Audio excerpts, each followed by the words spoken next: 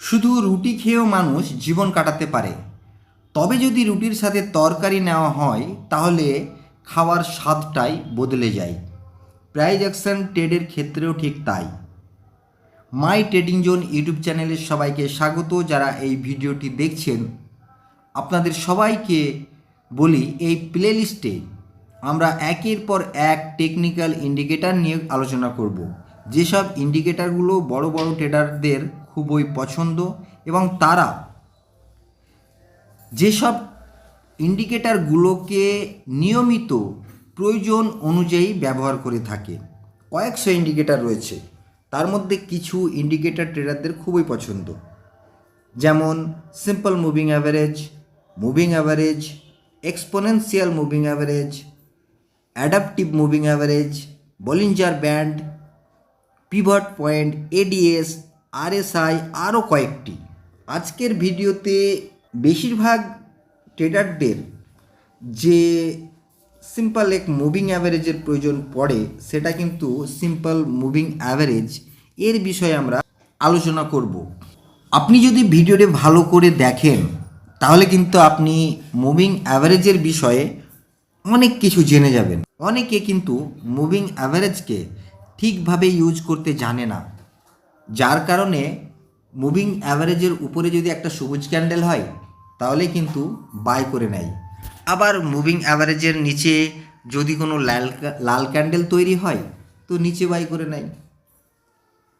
তো simple moving average দেখতে কেমন হয়, চার্টে কিভাবে সেট করতে হয় এবং প্রাইস অ্যাকশনের সাথে কিভাবে কনফার্মেশন নেওয়া যেতে পারে, আমরা সে বিষয়ে খুব ডিটেলসে জানব। আমরা সেই সব ইন্ডিকেটরগুলো নিয়ে আলোচনা করব যেগুলো ট্রেডিং ভিউ প্ল্যাটফর্ম এবং বিভিন্ন ব্রোকারেজ প্ল্যাটফর্মে আসানিসে পাওয়া যায়। আপনারা চার্ট দেখার জন্য যেসব প্ল্যাটফর্মগুলো ইউজ করছেন, সেই প্ল্যাটফর্ম ওপেন করার পর ইন্ডিকেটর সেকশানে গিয়ে এসএমএ লিখে সার্চ করবেন। আমি যেমন ট্রেডিং ভিউ ওপেন করে রেখেছি, আমি ট্রেডিং ভিউ ব্যবহার করি।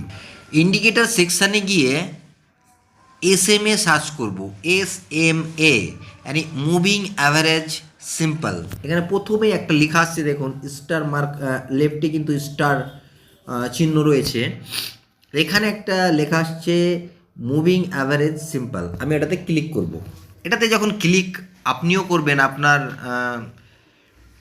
যেখানে আপনি চার্ট দেখেন যে প্ল্যাটফর্মে, সেই প্ল্যাটফর্মে গিয়ে তাহলে কিন্তু একটা দেখুন সুতোর মতো ক্যান্ডেলের উপর উপর একটা সুতোর মতো কিন্তু দাগ আসছে। এই যে সুতোর মতো দাগ আসছে দেখুন, এই পুরো এটা দিয়ে সুতোর মতো একটা দাগ কিন্তু নিচে নেমে যাচ্ছে ক্যান্ডেলের সাথে সাথে।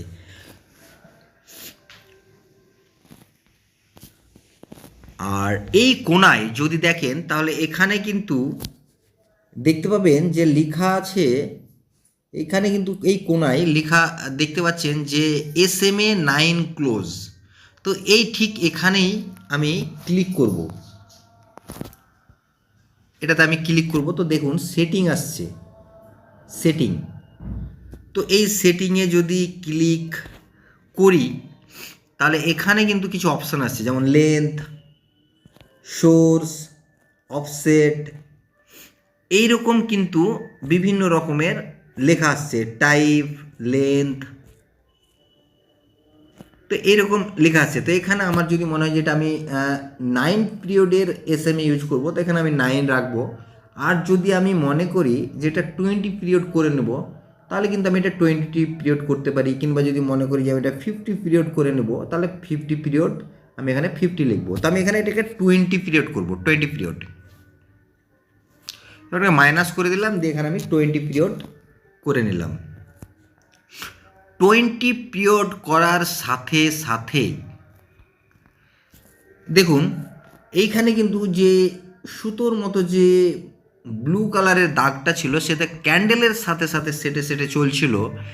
এখন কিন্তু ক্যান্ডেল থেকে অনেকটা গ্যাপ হয়ে গেছে, এখন ক্যান্ডেল থেকে যে কিন্তু অনেকটাই গ্যাপ হয়ে গেছে। এবার যদি আমি এটা 50 পিরিয়ড করে নিই,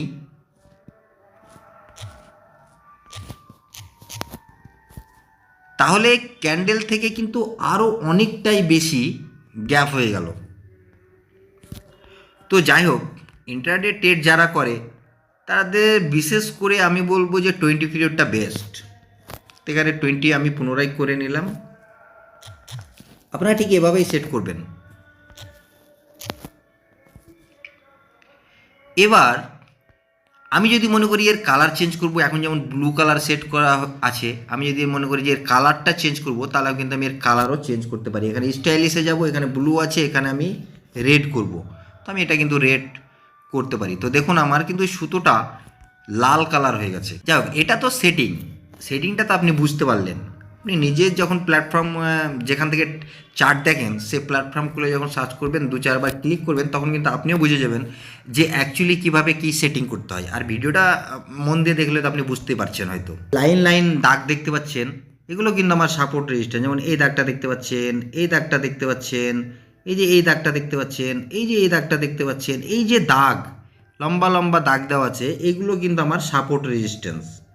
আমার সাপোর্ট উপরের দিকে ক্যান্ডেল আপাতত যেখানে আছে তার নিচে যদি দাগ দেওয়া থাকে তাহলে কিন্তু সাপোর্ট, আর উপরে যদি দাগ দেওয়া থাকে সেটা কিন্তু রেজিস্ট্যান্স। তো এইভাবে আমি কিন্তু দাগ মেরে রেখেছি। সিম্পল মুভিং অ্যাভারেজ তো সেটিং হয়ে গেছে, সাপোর্ট রেজিস্ট্যান্সের দাগ দেওয়াও হয়ে গেছে। এখন এই দুই জিনিসের মাধ্যমে ট্রেডের কনফার্মেশন নিতে হবে, তবেই তো ট্রেড নিতে পারবো, তাছাড়া তো ট্রেড নেওয়া সম্ভব নয়। তো এই দুই জিনিসের মাধ্যমে আমাকে ট্রেড নিতে হবে। তো ট্রেড কীভাবে নেব একটু শর্টকাটে শেখাই, ভিডিও অলরেডি বড় হচ্ছে। এই যে দুই জিনিস সাপোর্ট প্লাস মুভিং অ্যাভারেজ, দুটো জিনিস যখনই এক জায়গায় আমি পাবো তখনই আমি একটা এখানে ট্রেড নেব। আর আমার স্টপ লস থাকবে কোথায়? স্টপ লস থাকবে একদম ঠিক সাপোর্টের নিচে, মানে 10-20 পয়েন্টের বলি না, এর জন্য আমি বলি যে 10-20 পয়েন্টের আমরা স্টপ লস কীভাবে মারতে হয় সেটা কিন্তু ঠিক এই জায়গায় ট্রেড নিলেই হয়।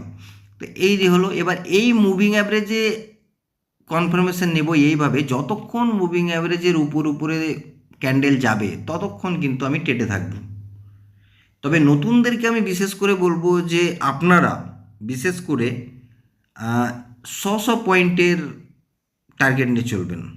একটা সাপোর্ট থেকে ট্রেড যদি নেন, উপরে যে রেজিস্ট্যান্স থাকবে সেখানে আপনারা বেরিয়ে যাবেন। মোটামুটি এখান থেকে যদি ট্রেড ধরি, এটা 25,898, আর আপনি যদি এই রেজিস্ট্যান্সে বেরিয়ে যান তাহলে মোটামুটি 26,044, মানে মোটামুটি 140 পয়েন্টের 140-50 পয়েন্টের টার্গেট, যথেষ্ট টার্গেট। নিফটি ফিফটিতে 140-50 পয়েন্ট টার্গেট মানে যথেষ্ট টার্গেট। তো এই যে কেটে কেটে যদি ট্রেড করেন তো এভাবে করতে পারেন, কিংবা যদি মনে করেন যে মুভিং অ্যাভারেজ যতক্ষণ যাবে, আমি উপরে যতক্ষণ প্রাইস যাবে আমি ততক্ষণ থাকবো, মুভিং অ্যাভারেজকে যদি ব্রেক করে নিচে একটা ক্যান্ডেল ক্লোজ করে দেয় তাহলে আমি বেরিয়ে যাবো, সেটাও করতে পারেন। সেটা করলে পরে আপনাকে ঠিক এই জায়গায় বেরিয়ে, তো ক্যান্ডেলটা এখানে ক্লোজ দিতে পারেনি, তাহলে এই জায়গায় কিন্তু ক্যান্ডেল ক্লোজ দিয়েছে, তাহলে এই ক্যান্ডেল ক্লোজ দিল বেরিয়ে যেতে পারতেন,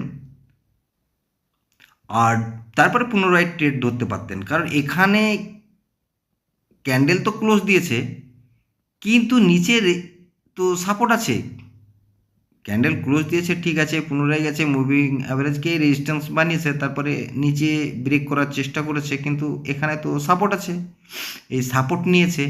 সাপোর্ট যখন নিয়েছে পুনরায় মুভিং অ্যাভারেজকে যখন ব্রেক করেছে তখন এখানে পুনরায় ট্রেড ধরতে পারতেন। নেক্সট টার্গেট থাকতো কত? নেক্সট টার্গেট থাকতো কিন্তু এটা, এই যে রেজিস্ট্যান্স। আর এখানে যদি নাও বেরাতেন, মুভিং অ্যাভারেজকে ব্রেক করলে তো অবশ্যই আপনাকে বেরিয়ে যেতেই হবে। এইভাবে আমরা মুভিং অ্যাভারেজের কনফার্মেশন নেব। আশা করি এই ভিডিওতে আমি সিম্পল মুভিং অ্যাভারেজকে কীভাবে ইউজ করতে হয় সেটা বোঝাতে পেরেছি। যদি ভিডিওটা ভালো লেগে থাকে তাহলে অবশ্যই আপনারা লাইক দিবেন, শেয়ার করবেন, আর কমেন্ট করে জানাবেন যে আপনারা কী বিষয়ে জানতে চান। আমি অবশ্যই সেই বিষয়ে ভিডিও বানিয়ে এই চ্যানেলে পোস্ট করব। আপনারা যদি লাইক শেয়ার দেন তাহলে আমাদেরও ভিডিও বানাতে ভালো লাগবে, কারণ ভিডিও বানাতে তো অনেক সময় লাগে। আপনাদের একটা লাইক শেয়ার আমাদের মনোবলটা বেড়ে যাবে। যাই হোক, সবাই ভালো থাকুন, সুস্থ থাকুন।